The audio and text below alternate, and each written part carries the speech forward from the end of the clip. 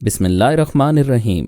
السلام علیکم محترم ناظرین و سامعین، آپ سن رہے ہیں الاؤ، جس کے مصنف ہیں محترم طارق اسماعیل ساگر صاحب، اور میں ہوں ڈاکٹر محمد انیب سلیمی۔ تو آئیے بڑھتے ہیں کہانی کی جانب۔ جس روز میں نے امی کے ساتھ پہلی جھڑپ لی تھی اور ان کے نوجوان دوستوں کو اپنے کمرے سے باہر نکالا تھا، اس روز کے بعد اس کے رویے میں یکسر تبدیلی آ گئی تھی۔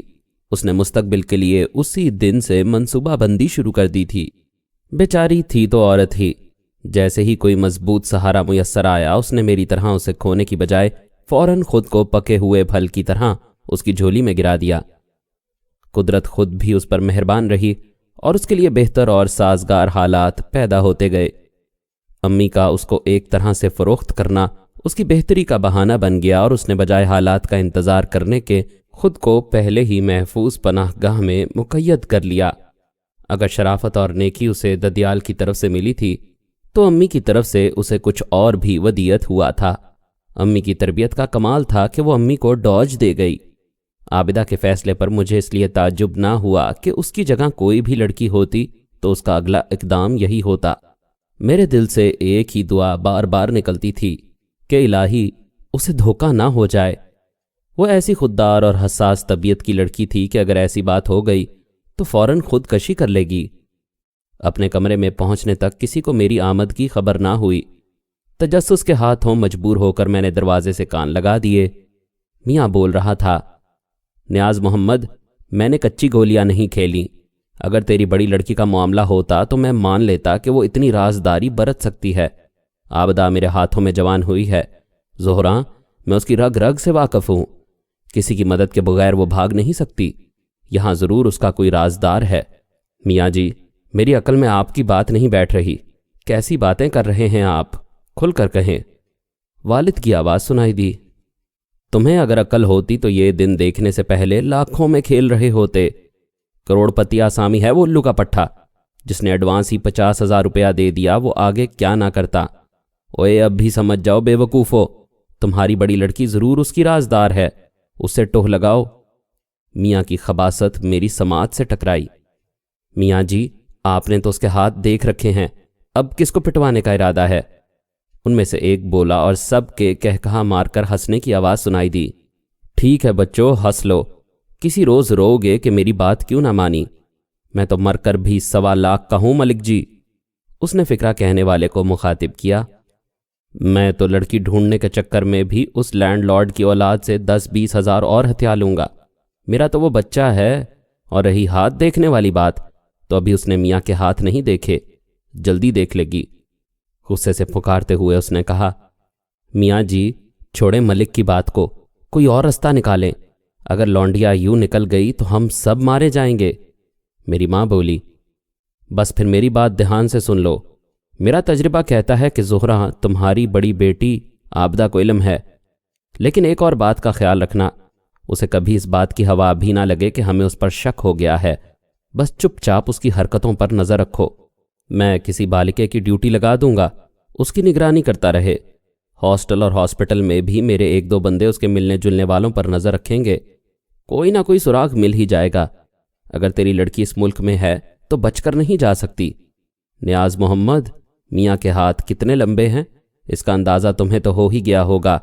تیری فائل غائب کروا دی ہے کوئی مائی کا لال جو اس شہر میں ایسی واردات کر سکے؟ اس نے مرغے کی طرح گردن پھلائی۔ یار نیاز محمد، پہلی بات تو میں نے مذاق میں کر دی تھی، واقعی میاں جی بات تو ٹھیک کہہ رہے ہیں۔ ملک شرمندگی سے بولا، ہاتھ کنگن کو آرسی کیا؟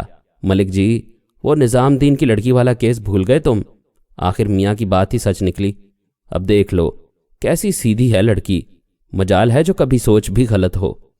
اس کی اس بات سے میں نے اندازہ لگایا کہ یہ لوگ باقاعدہ گروہ کی شکل میں اس مکروہ دھندے سے منسلک ہیں اور کسی بدقسمت لڑکی کے فرار کو پہلے بھی ناکام بنا چکے ہیں۔ مجھ پر نظر رکھنے کے لیے جو اقدامات وہ کرنے والے تھے، ان کی تفصیل اب طے ہو رہی تھی۔ میں نے اپنے والد کو کسی کام سے اٹھتے دیکھا تو دبے پاؤں دروازے سے باہر نکل آئی اور آواز کرتی ہوئی دوبارہ اس طرح واپس آئی جیسے میں ابھی باہر سے اندر داخل ہوئی ہوں۔ میرے قدموں کی آہٹ پر والد میری طرف متوجہ ہوئے۔ کچھ پتہ چلا ابو؟ میں نے ان کے کچھ بولنے سے پہلے ہی اس طرح ان سے پوچھا جیسے میں اس سلسلے میں ان سے زیادہ پریشان ہوں۔ یہاں معاملہ اگر باپ بیٹی والا ہوتا تو کوئی بات تھی، میرے باپ نے تو اپنی خاندانی شرافت کو دھتکار کر خود کو اس طرح ماں کے رنگ میں رنگا تھا کہ جیسے وہ تھا ہی انہی میں سے، اور غلطی سے زندگی کے 20-25 سال اس نے اپنے والدین کے ساتھ بسر کیے تھے۔ جائے گی کہاں؟ میرا نام بھی نیاز محمد ہے، ایک دفعہ پتہ چل جائے، اگر اس کی اور اسے خوار کروانے والے دونوں کی ٹانگیں تڑوا کر گھر میں نہ ڈال دوں تو اپنے باپ کا جنا نہ بتانا۔ اس نے خالص پولیس والوں کے لہجے میں جواب دیا۔ میں نے مزید کچھ کہنا مناسب ہی نہ سمجھا اور سر جھکائے اپنے کمرے میں چلی آئی۔ دل سے بے اختیار دعائیں نکل رہی تھیں کہ عابدہ کا پتہ نہ چلے اور اس بھید پر اس وقت تک پردہ ہی پڑا رہے جب تک اس کے پاؤں اتنے مضبوط نہ ہو جائیں کہ وہ میاں جی جیسے خبیث لوگوں کی دسترس سے بچی رہے۔ جی تو یہی چاہتا تھا کہ اڑ کر اپنی خوش قسمت بہن تک پہنچ جاؤں، لیکن مصلحت خاموش رہنے، دیکھنے اور انتظار کرنے میں تھی۔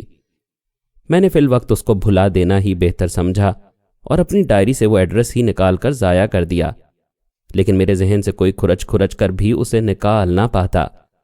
میں بہت محتاط ہو گئی تھی اور اپنی کسی غیر شعوری حرکت سے بھی انہیں خود پر شک آنے کا موقع نہیں دینا چاہتی تھی۔ مجھے خود پر اتنا اعتماد ضرور تھا کہ میں میاں کی شیطانی چالوں کا مقابلہ کر سکتی ہوں۔ رات کو ماں میرے کمرے میں آئی اور بڑی ہوشیاری سے مجھے سمجھانے لگی کہ ماں باپ آخر ماں باپ ہی ہوتے ہیں، وہ اولاد کی نظروں میں لاکھ برے سہی لیکن ان کے دشمن نہیں بن سکتے۔ عابدہ نے یہ بہت برا کیا، اگر اس نے کوئی غلط قدم اٹھا ہی لیا ہے تو اسے چاہیے ماں باپ کو اب بھی کم از کم اعتماد میں تو لے، وہ اس کے دشمن نہیں ہیں۔ بیٹی، مجھے اللہ پاک کی قسم ہے، اگر وہ اب بھی مجھے مل جائے تو میں 7 ہاتھوں سے اسے قبول کر لوں۔ کم از کم مجھے یہ اطمینان ہو جائے گا کہ اس نے اگر کوئی غلطی بھی کر لی ہے تو خوش تو ہے، کہیں خدا نہ خواستہ اس کے ساتھ معاملہ زبردستی والا نہ ہو، وہ اپنے گھر میں خوش رہے، ساری زندگی ہم سے نہ ملے لیکن ہمیں علم تو ہو کہ ہماری بیٹی ہے کہاں۔ یہ کہہ کر اس نے باقاعدہ ٹسوے بہانے شروع کر دیے۔ میں امی کی ہاں میں ہاں ملاتی رہی اور بڑی ہوشیاری سے ان کی ہر بات کی تان ہیر پھیر کر اسی ایک فکرے پر لے آتی۔ اب روتی کیوں ہو ماں؟ وہ تو تمہاری چہیتی تھی، تمہاری دشمن تو میں ہوں۔ دیکھ لیے اپنی لاڈلی کے لچھن، کیا مجال جو میں نے اسے اس معاملے کی ہوا بھی لگنے دی ہو۔ رات کافی دیر گئے تک میرا دماغ چاٹنے کے بعد بالآخر وہ بے نیل و مرام واپس لوٹ گئی۔ میں نے خدا کا شکر ادا کیا اور لمبی تان کر سو رہی۔ صبح اٹھ کر میں نے ناشتہ کیا اور ہاسٹل چلی آئی۔ سب سے پہلے میں نے عابدہ کو خط لکھ کر اسے نئی زندگی کی مبارکباد اور دعائیں دیں، اور پھر حالات لکھ کر اسے یہ بھی بتا دیا کہ گھر والوں کو مجھ پر شک ہے اور وہ لوگ میری نگرانی کر رہے ہیں، اگر میں کہیں آگے پیچھے ہوئی تو قیامت آ جائے گی۔ میں نے اسے کہا تھا، بنو تمہارا فیصلہ غلط ہے یا صحیح یہ کبھی نہ سوچنا، اب صرف اس پر جمے رہنا، اس گھر سے تمہاری لاش ہی باہر نکلے ورنہ زندہ درگور ہو کر رہ جاؤ گی۔ اگر اب تم واپس آ گئی تو ساری زندگی فاحشہ بن کر گزارو گی۔ میں نے اسے آخر میں لکھا تھا، میرے خط کا جواب ہرگز نہ دینا، نہ ہی مجھ سے کسی بھی طرح کا رابطہ قائم کرنا، میرے اگلے خط کا انتظار کرنا، اس میں باقی تفصیلات لکھوں گی۔ میں تمہاری کامیاب زندگی کے لیے دعائیں کرتی رہوں گی۔ میری معمولات میں بالکل فرق نہ آیا، نہ ہی میں نے اپنے کسی شعوری یا غیر شعوری حرکت سے یہ ظاہر ہونے دیا کہ میرے ساتھ کوئی غیر معمولی حادثہ گزر گیا ہے۔ جو طریقہ واردات وہ لوگ میری نگرانی کے لیے اپنانے والے تھے اس کی سن گن میں نے لے لی تھی اور خاصی محتاط بھی ہو رہی تھی، لیکن ضرورت سے زیادہ محتاط رویہ بھی میں نے نہیں اپنایا تھا تاکہ خواہ کسی کو میرے متعلق سوچنے یا کوئی غلط رائے قائم کرنے کا موقع بھی نہ ملے۔ زندگی جیسے تیسے گزر رہی تھی۔ کبھی کبھی رات کے کسی پہر، دن کو کسی گوشہ تنہائی میں اچانک آصف ایک سوال بن کر میرے سامنے آن کھڑا ہوتا۔ بتاؤ نجمہ، یہ سب کیا ہے؟ کیوں خود کو تباہ کرنے پر تلی ہوئی ہو؟ اس کی زبان پر ایک ہی سوال ہوتا تھا اور میں بے بسی سے صرف رو دیتی کہ رونے کے علاوہ اور کسی بات پر میرا اختیار نہیں تھا۔ فرزانہ نے میری طرف سے بالکل مایوس ہو کر مجھے خط لکھنا چھوڑ دیا تھا، لیکن ایک روز اچانک اس کا خط آ گیا۔ باجی، جی تو نہیں چاہتا کہ آپ جیسی بے وفا اور دغاباز لڑکی کو مخاطب کروں، لیکن کیا کروں؟ ہمارا ایک ہی بھائی ہے اور وہ بھی جی جان سے پیارا۔ امریکہ جانے سے پہلے آصف نے مجھے کہا تھا، فرزانہ میری ایمانت کا خیال رکھنا۔ سوچتی ہوں اب وہ 2 ماہ کے بعد جب انجینئر بن کر پاکستان لوٹ رہا ہے تو اسے کیا منہ دکھاؤں گی۔ کاش اس نے آپ کو سمجھنے میں اتنی شدید غلطی نہ کی ہوتی۔ تو آصف واپس آ ہی گیا۔ اب بتاؤ کہاں جاؤ گی بھاگ کر؟ آصف کا سامنا کر پاؤ گی؟ اپنے ساتھ کیا عہد نبھا سکو گی، یا ساری زندگی اسے احساس محرومی کا شکار بنا کر اس سے چمٹی رہو گی، اور وہ بیچارہ محض اس لیے تمہیں اپنے ساتھ لگائے رکھے کہ اس نے تمہیں اپنانے کا وعدہ کیا تھا؟ نہیں نجمہ بی، نہیں، تمہارا منصب یہ نہیں کہ اپنے محبوب کو جیتے جی مار ڈالو۔ تم اس کی دلہن بننے کے قابل نہیں ہو نجمہ۔ اس کی شریک حیات بننے کا حق اسی جیسی کسی لائق فائق لڑکی کو ہے۔ تم بیچاری ایک معمولی سی نرس آصف کے قابل ہرگز نہیں ہو۔ میرے ضمیر نے مجھے جھنجھوڑا۔ اف میرے خدایا، پھر میں کیا کروں؟ کدھر جاؤں؟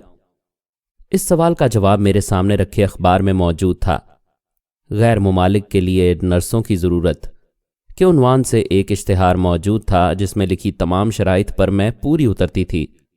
اب عابدہ نے بھی اپنا گھر بسا لیا تھا، اور جلد یا بدیر اس کی طرف سے مایوس ہو کر بہرحال میرے والدین اور ان کی چنڈال چوکڑی کی للچاتی ہوئی نظریں میری طرف ہی اٹھتیں۔ میں کوئی جوڈو کراٹے کی چیمپئن تو تھی نہیں، اور اگر ہوتی بھی تو کب تک میاں جیسے شیطانوں کا مقابلہ کر پاتی؟ پھر امی بھی تو کب سے کہہ رہی تھیں یہ سب کچھ۔ ان کو بھی تو غیر ملکی فریج، ٹی وی، VCR اور کپڑے درکار تھے۔ ان کو اعتماد میں لے کر یہاں سے نکل جاؤ نجمہ، کہ یہی فلاح کا راستہ ہے۔ ماں باپ کی مرضی بھی پوری ہو جائے گی، اور آصف کا سامنا کرنے سے بھی بچ جاؤ گی۔ یہی سب کچھ سوچ کر میں نے اس کمپنی کو اپنی درخواست بھیجی تھی۔ درخواست کے ساتھ اپنی تازہ تصویر کی شرط بھی لکھی تھی۔ شاید میری تصویر ہی کا کرشمہ تھا کہ مجھے درخواست بھیجنے کے 4-5 روز کے بعد کمپنی کی طرف سے انٹرویو کی کال آ گئی۔ جب ماں کو میں نے یہ مزدہ جا کر سنایا تو بلی کے بھاگوں جیسے چھینکا ٹوٹا۔ وہ تو مارے خوشی کے اچھل پڑیں۔ میرے ساتھ میرے ہسپتال کی کئی اور نرسوں نے بھی درخواستیں دی تھیں، اور اب وہ سب ایک دوسری سے خواہ حسد کرنے لگی تھیں۔ انٹرویو والے دن میری ماں نے مجھے خاص طور سے اپنی نگرانی میں نہ صرف تیار کروایا بلکہ میک اپ کرنے کا حکم بھی ملا۔ جب میں بن صبر کر شیشے کے سامنے کھڑی ہوئی تو زندگی میں پہلی مرتبہ مجھے اپنی خوبصورتی کا احساس ہوا۔ میں نے خود پر دھیان ہی دینا چھوڑ دیا تھا۔ میری ماں مجھ سے زیادہ بنی سوری میرے ساتھ ہی گئی تھی۔ جب ہم اس دفتر میں پہنچے تو میری ماں کی آنکھیں تو پھٹی کی پھٹی رہ گئیں۔ ایسا دکھائی دے رہا تھا جیسے ہم کسی یورپی ملک میں آ گئے ہوں۔ ایک خوبصورت اور نازک اندام سیکرٹری نے ہماری رہنمائی ایک ایئر کنڈیشنڈ کمرے کی طرف کی، جہاں ایک میز پر 3 مختلف رنگ کے ٹیلی فون رکھے ہوئے تھے، اور جس کی سجاوٹ میں بلا مبالغہ ہزاروں روپیہ صرف کیا گیا تھا۔ ہم دونوں ماں بیٹی وہاں بیٹھ گئیں۔ کرسی پر کوئی نہیں تھا۔ اتنے میں ہمارے پیچھے دروازہ کھلا اور ایک انتہائی قیمتی سوٹ میں ملبوس سمارٹ نوجوان اندر داخل ہوا۔ اس کی شخصیت کچھ اتنی پرفریب تھی کہ میں بھی اپنی ماں کے ساتھ اٹھ کھڑی ہوئی۔ بیٹھیے بیٹھیے، تشریف رکھیے۔ اس نے اپنے ہونٹوں پر دل فریب اور کاروباری مسکراہٹیں بکھیرتے ہوئے کہا، اور ہم ماں بیٹی کسی میکینکی عمل کے تحت بیٹھ گئیں۔ آپ کی تعریف؟ نظروں ہی نظروں میں میری قیمت کا اندازہ لگاتے ہوئے اس نے پوچھا۔ جی یہ میری بیٹی نجمہ ہے۔ میری بجائے میری ماں نے بڑی انکساری سے کہا۔ کیا فرمایا؟ آپ کی بیٹی؟ معاف کیجیے، میں تو آپ کو ان کی بڑی بہن سمجھ رہا تھا۔ اس نے عورت کی دکھتی رگ پر ہاتھ رکھا اور ایک ہی فکرے میں میری ماں کو لوٹ لیا۔ اس اثناء میں ایک باوردی ملازم ہمارے لیے چائے لے کر آ گیا۔ زندگی میں اتنے شاندار اور قیمتی برتنوں میں شاید ہم نے پہلی مرتبہ چائے پی تھی۔ میری ماں تو کیا، میں بھی اب آہستہ آہستہ اس کے طلسم میں پھنستی اور اس سے مرعوب ہوتی جا رہی تھی۔ بڑا کامیاب کھلاڑی تھا وہ، اپنے دھندے کے سارے داؤ پیچ جانتا تھا۔ چائے پینے کے دوران میں کم از کم 5-6 مرتبہ مختلف ٹیلی فونز کی گھنٹیاں بجی تھیں، اور ہر مرتبہ وہ نوجوان یہی کہتا تھا کہ ابھی ان کے پاس جگہ نہیں ہے۔ نہ جانے کیسے بے وقوف لوگ ہیں یہ۔ اب بھلا کوئی پوچھے ہم نے کیا ٹھیکہ لے رکھا ہے ہر ایک کو باہر لے جانے کا؟ اس نے آخری فون سن کر میری ماں کی طرف دیکھتے ہوئے کہا، اور میری ماں نے اس کے جواب میں فوراً سر ہلا دیا۔ اس کے لیے تو بلی کے بھاگوں چھینکا ٹوٹا۔ وہ تو نہ جانے کب سے میرے لیے ایسی نوکری کے خواب دیکھ رہی تھی، اور یہاں تو بونس میں کچھ اور بھی اس کے لیے موجود تھا۔ معاف کیجیے، آپ ذرا تشریف رکھیں، میں مس نجمہ کو انٹرویو کے لیے لے جاؤں۔ اس نے میری ماں سے بڑے مؤدب لہجے میں اجازت طلب کی۔ کیوں نہیں، کیوں نہیں؟ میری ماں کی تو مراد برائی تھی۔ میں اس کے اشارے پر سحرزدہ سی اٹھ کر چل دی۔ دوسرا کمرہ بھی اس سے ملتا جلتا تھا، اور انٹرویو لینے والا بھی وہی تھا۔ ایک لمحے کے لیے بھی میرے دل میں خیال نہ آیا کہ آخر اس نے میری ماں سے علیحدہ ہونا ہی کیوں ضروری سمجھا تھا۔ کتنی ناسمجھ تھی میں تب۔ معاف کیجیے، کیا آپ کی امی بھی باہر جائیں گی؟ اس نے مجھے ایک آرام دہ صوفے پر بیٹھنے کا اشارہ کرتے ہوئے ایک قیمتی سگریٹ سلگا کر پوچھا۔ جی نہیں، میں نے کھسیانی ہنسی ہنستے ہوئے کہا۔ برا نہ مانیے، میں نے اس لیے پوچھا تھا کہ وہ آپ کے ساتھ جو آئی ہیں۔ وہ مسکراتا ہوا میرے سامنے ہی ایک شاندار صوفے پر بیٹھ گیا۔ جی نہیں، میں معافی چاہتی ہوں۔ میں نے نہ جانے کیوں یہ فکرہ کہہ کر اس کی غلط فہمی میں مزید اضافہ کر دیا۔ نفسیاتی طور پر میں اس سے مروب ہو چکی تھی۔ انٹرویو کے دوران اس نے سوائے مجھ سے فری ہونے کی کوشش کے اور کچھ نہ کیا۔ ایک بھی سوال اس نے نرسنگ سے متعلق نہ پوچھا۔ اس کے سوالات پوچھنے کا انداز اتنا بیہودہ تھا کہ اچھے بھلے آدمی کو غصہ آ جائے، لیکن میں نہ جانے کیوں چپ رہی۔ شاید میں نے حالات سے کمپرومائز کر لیا تھا۔ آدھے گھنٹے تک ہم دونوں گفتگو کرتے رہے۔ پھر وہ میرے ساتھ ہی اسی کمرے میں آ گیا جہاں میری ماں بیٹھی بے چینی سے نتیجے کی منتظر تھی۔ آپ بے فکر رہیے آنٹی، نہ جانے مجھے کیوں آپ لوگوں سے انس سا ہو گیا ہے۔ آپ کے قریب ہی میرے ایک رشتہ دار بھی رہتے ہیں، میں اس طرف سے گزرتا رہتا ہوں۔ جلد ہی ہم آپ کو نتیجے سے مطلع کر دیں گے۔ بیٹے ہمارے ہاں بھی ضرور آنا۔ بالآخر میری ماں اس کے جال میں مکمل پھنس گئی۔ شاید وہ میری ماں سے بھی زیادہ شاطر تھا، اور 5ویں روز ہی بیٹا ہمارے گھر آ گیا۔ میں اس وقت گھر نہیں، ہاسپٹل ڈیوٹی پر تھی۔ اس نے میری ماں سے کہا کہ وہ اس فرم کا مینیجر ہے۔ باقی لوگ تو نہیں مانتے، لیکن وہ کچھ بھی ہو جائے نجمہ کو ضرور باہر بھیجے گا۔ اس نے میری ماں پر چکنی چپڑی باتوں سے جادو ہی تو کر دیا تھا، اور ایسا کیوں نہ ہوتا؟ ہوس نے ان کی آنکھوں پر پٹی جو باندھ رکھی تھی، وہ تو ساون کے اندھے بن چکے تھے، جنہیں سوائے ہریالی کے اور کچھ نظر نہیں آ رہا تھا۔ انہیں تو بس پیسہ چاہیے تھا۔ کیا ہوا اگر بیٹی اپنے ملک میں ان کے کام نہ آ سکی؟ اب جو ان کی لاٹری نکل رہی تھی تو وہ خوش کیوں نہ ہوتے؟ میری ماں بضد تھی کہ وہ اپنی لاکھ مصروفیت کے باوجود نجمہ سے مل کر ہی جائے۔ ماں نے مجھے ہاسپٹل فون کر کے فوراً گھر آنے کو کہا۔ جب میں گھر پہنچی تو میرے والدین اس کے آگے بچھے جا رہے تھے۔ مجھے دیکھتے ہی میری والدہ کھل اٹھی۔ لو بھائی، اب تم لوگ بیٹھو، مجھے تو گھر کا کام بھی کرنا ہے۔ وہ بہانہ بنا کر اٹھ گئی۔ اب میں اور وہ اکیلے ہی وہاں موجود تھے۔ میری ماں مجھے برباد کرنے پر تل گئی تھی یا میں خود برباد ہونے پر؟ اس سوال کا جواب مجھے آج تک نہیں مل سکا۔ بہرکیف جو کچھ بھی ہوا اس عمل کو وقوع پذیر ہو کر ہی رہنا تھا۔ تنہائی میسر آتے ہی امی کے بیٹے نے پرزے نکالنے شروع کر دیے۔ میرا نام پرویز ہے۔ اس نے غنیمت لمحوں کا احساس کیا، اور مجھے حیرت ہے کہ آپ نے ابھی تک میرا نام بھی دریافت نہیں کیا۔ اس نے سوالیہ انداز میں میری طرف دیکھا۔ میں خاموش رہی کیونکہ میرا ذہن کہیں اور تھا، کسی اور کے پاس۔ میں نے کبھی تصور بھی نہیں کیا تھا کہ آصف کے سوا کوئی اور نوجوان اس طرح تخلیے میں مجھ سے مخاطب ہوگا۔ ماں بظاہر یہی سمجھ رہی تھی کہ اس نے بالآخر اور اچانک بازی جیت لی ہے، لیکن یہ بات تو اس کے وہم و گمان میں بھی نہیں آ سکتی تھی کہ میں جان بوجھ کر ہارنے پر تل گئی ہوں، اور جب کوئی خود ہی برباد ہونے پر تل جائے تو بربادی کو کون روک سکتا ہے؟ وہ بولا، آپ شاید سوچ رہی ہیں کہ میں کوئی عام سا نوجوان ہوں اور آپ کو اپنی چکنی چپڑی باتوں سے بہلا کر آپ پر ڈورے ڈالنے کی فکر میں ہوں۔ اس نے میرا اندیا بھی بھانپ لیا اور مجھ پر ایک اور نفسیاتی وار کر دیا۔ نہیں پرویز صاحب، میں نے بڑی لمبی سانس لی۔ ایسی تو کوئی بات نہیں۔ مس نجمہ، اس نے دوبارہ سٹارٹ لیا، میرا تعلق جس فرم سے ہے وہاں مجھے ہر دوسرے تیسرے روز دنیا بھر کی درجنوں خوبصورت عورتوں سے پالا پڑتا ہے۔ مجھے کسی شے کی کمی نہیں ہے مس نجمہ۔ اگر خدا نہ خواستہ میرا ایسا ہی کوئی غلط ارادہ ہو تو آپ ہی سوچئے، آخر مجھے رکاوٹ کس بات کی؟ اس نے بات ختم کر کے پھر میری طرف بڑی ملتجی نظروں سے دیکھا۔ جواب میں میری خاموشی کو اس نے دوبارہ شاید نیم رضامندی سے تعبیر کیا ہوگا، اور مجھے اس حقیقت سے انکار نہیں کہ اس کی دلیل بڑی مضبوط تھی۔ اگر وہ اس میدان کا کھلاڑی ہی تھا تو اسے کمی کیا تھی؟ پھر مجھ میں ایسے کیا سرخاب کے پر لگ گئے تھے؟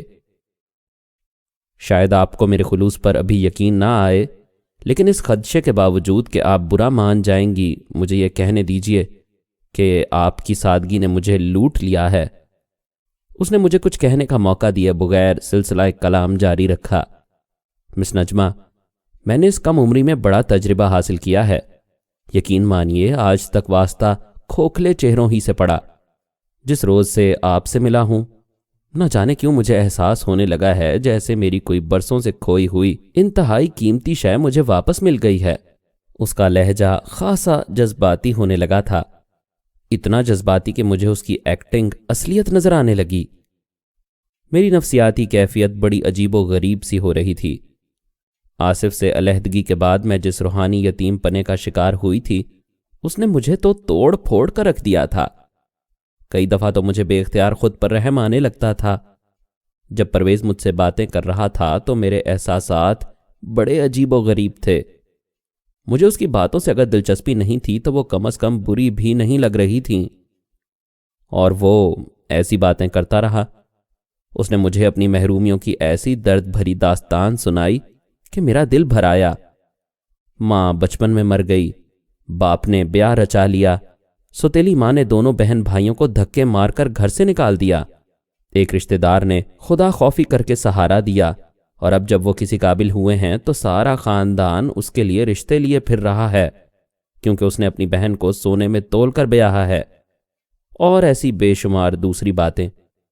مس نجمہ، شاید آپ مجھے اس لحاظ سے خوش قسمت سمجھیں کہ ایف اے کرتے ہی مجھے ایسی شاندار فرم مل گئی جس نے میری ہزاروں روپے تنخواہ ہی مقرر نہیں کی بلکہ ہزاروں روپے ماہوار میرے الاؤنسز بھی بن جاتے ہیں، لیکن زندگی میں بہت بڑا خلا سا رہ گیا ہے۔ جانے یہ خلا کب پر ہوگا؟ کبھی کبھی تو یوں لگتا ہے جیسے میری قسمت میں محبت کا خانہ ہی نہیں۔ یہ کہتے ہوئے باقاعدہ اس کے آنسو بھی بہنے لگے تھے۔ مجھے یہ شخص بالکل اپنے جیسا لگا، بکھرا ہوا اور نامکمل انسان۔ عجیب حسن اتفاق تھا، مجھے ملا بھی تو اپنے ہی جیسا۔ اس لمحے میں نے یہی سوچا کہ قدرت کو شاید میری قربانی پسند آ گئی ہے اور اس نے پرویز کی شکل میں میرے لیے آصف کا نعم البدل پیدا کر دیا ہے۔ مجھے محبت ملی اور چھن گئی تھی، اور وہ ابھی تک سچی محبت کا متلاشی تھا۔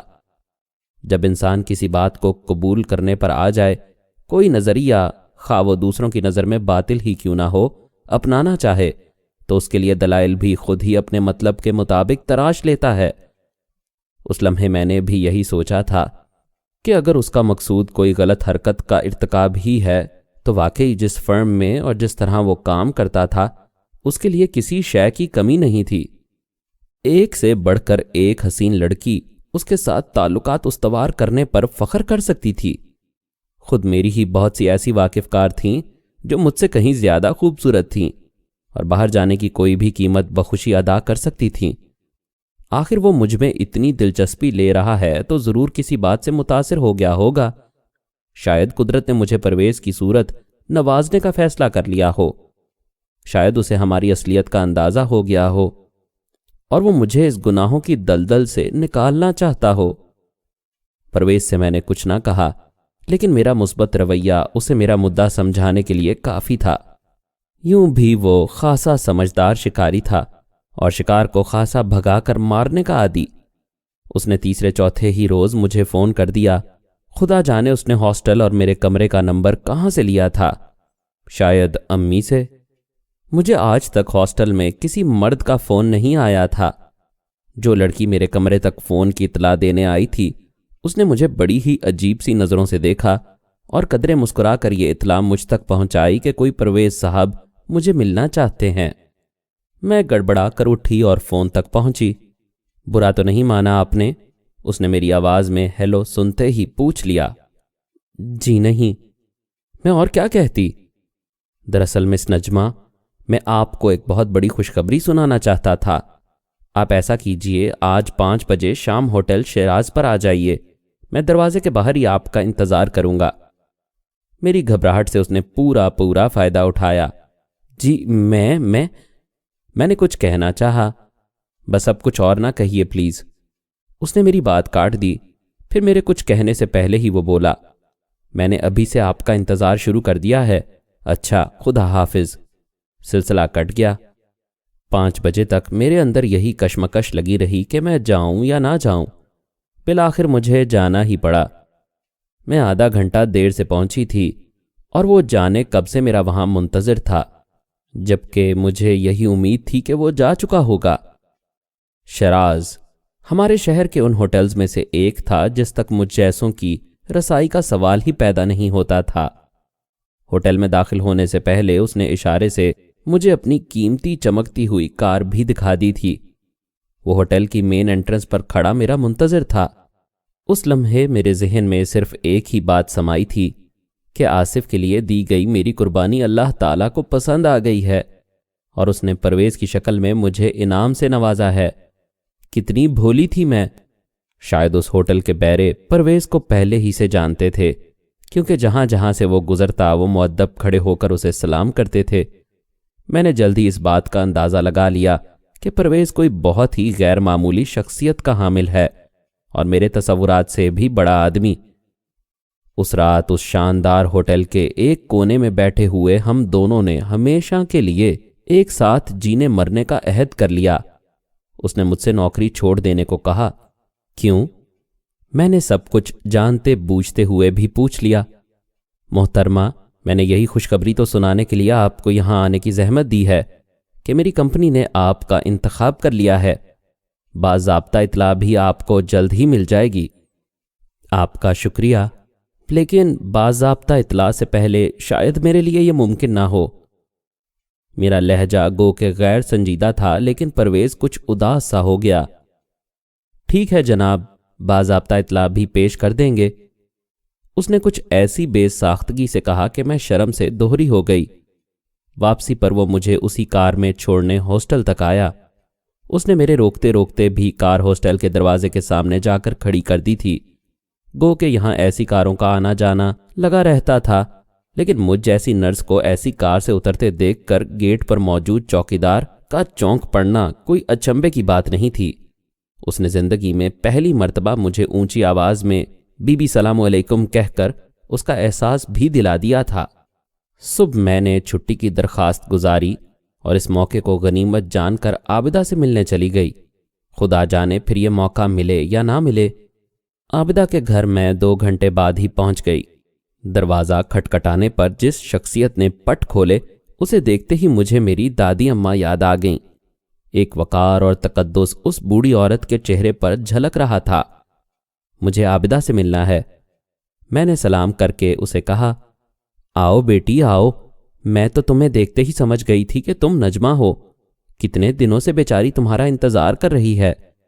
انہوں نے بڑی شفقت سے میرے سر پر ہاتھ پھیرا۔ ہم دونوں اندر داخل ہوئے۔ مکان گو کہ چھوٹا تھا، لیکن اس امر کا منہ بولتا ثبوت تھا کہ اس کے مکین بڑے ظرف اور دل کے مالک ہیں۔ مجھے ایک سادگی سے سجے سجائے ڈرائنگ روم میں بٹھا کر اس تقدس مآب ہستی نے عابدہ کو آواز دی جو شاید ابھی تک میری آمد سے بے خبر تھی۔ کمرے میں داخل ہوتے ہی مجھے دیکھ کر ٹھٹک کر رہ گئی۔ اچانک خوشی اور حیرت سے اس کے منہ سے ایک لفظ بھی نہ نکل سکا۔ پھر بے اختیار اس کی باہیں پھیل گئیں۔ باجی! وہ مسرت بھرے روندے ہوئے گلے سے چلائی اور میرے کلیجے میں سما گئی۔ آپ نے کتنی دیر کر دی باجی؟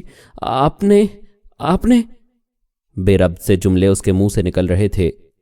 اس کی جذباتی کیفیت اور موقع کی مناسبت سے بزرگ خاتون نے ہمیں اکیلے چھوڑ دینے میں ہی مصلحت جانی۔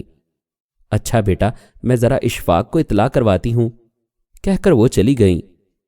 2-3 منٹ تک تو ہم نے سوائے رونے دھونے کے اور کچھ نہ کیا۔ پھر مجھے ہی ہوش آیا۔ میں نے اسے نئی زندگی کی مبارکباد دے کر اس کی خوش بختی پر نعرہ تحسین الاپا، اسے اچھے مستقبل کی دعائیں دیں اور اپنے دیر سے آنے کی وضاحت بھی کر دی، اور اس کے بعد گھر میں آنے والی قیامت کی خبر بھی دے دی۔ مجھے کسی کا ڈر نہیں ہے باجی، میں نے کوئی گناہ نہیں کیا، بس یوں ہی ابھی بطور احتیاط امی سے نہیں مل رہی۔ میں نہیں چاہتی کہ کوئی بدمزگی پیدا ہو، ورنہ ان کی طرف سے تو مجھے ملنے کی پوری اجازت ہے۔ اس کی بات ابھی مکمل ہی ہوئی تھی کہ اس کا ان بھی آ گیا۔ السلام علیکم باجی، اشفاق نام ہے میرا۔ ایک دراز قد، کھلتے ہوئے رنگ اور تیکھے نکوش والے نوجوان نے مسکراتے ہوئے مجھے مخاطب کیا۔ اس کی خاندانی شرافت اس کے لفظوں اور چہرے سے ٹپک رہی تھی۔ واقعی آبدہ خوش قسمت تھی اور اس کا انتخاب شاندار۔ مزید اقساط سننے کے لیے ہمارے چینل کو سبسکرائب کریں اور بیل آئیکن کو کلک کریں تاکہ آپ کو ہماری نئی ویڈیوز کے متعلق نوٹیفیکیشنز ملتی رہیں۔ ہماری ویڈیوز کو لائک اور شیئر کریں اور کمنٹ سیکشن میں ہمیں اپنی رائے سے آگاہ کرتے رہیں۔